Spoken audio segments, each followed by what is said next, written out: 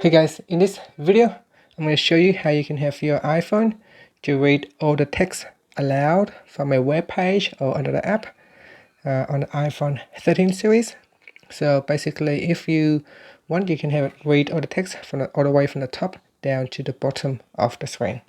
Okay, to do that, first, let's go back to the home screen by swiping up at the bottom of the screen. And on the home screen, tap on Settings. In Settings, you want to go down and tap on Accessibility. Then we tap on Spoken Content. And in here, turn on Speak Screen. You can also turn on Speak Selection if you wanted to. However, with Speak Selection, it will only read the text aloud for the selected text. So we're just going to use Speak Screen for now. And I'm going to swipe up to go back to the home screen. Next, open up an application or a website. So here I've got a web page from Wikipedia. It's about classical physics. So if you want to have your phone reading, you can use a shortcut. So you can swipe down like that with 2 fingers from the top down. Classical physics. Classical physics is a group of physics theories that predate modern, more complete, or more widely applicable. Okay, this is quite a long piece of text right here. So I'm just going to pause it for now. And let's talk about this controller. So let me see here. In this settings, in the spoken content settings, you can turn speech controller on or off. So we're just going to turn it on so that I can show it to you.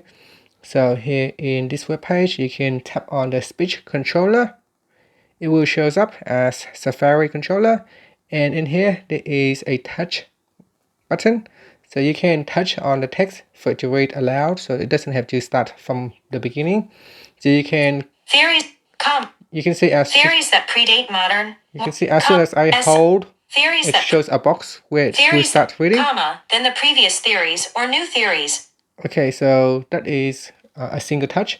If you want to have it read all of the content, you can touch and hold.